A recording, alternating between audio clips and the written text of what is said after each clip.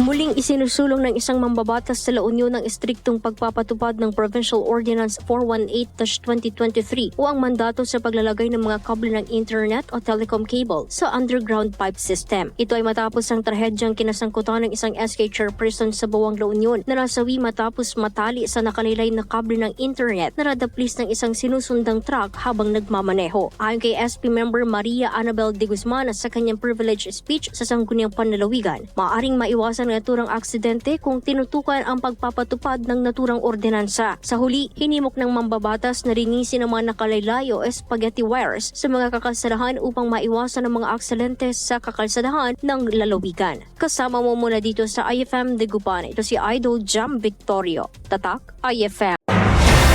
IFM News. IFM News. IFM News.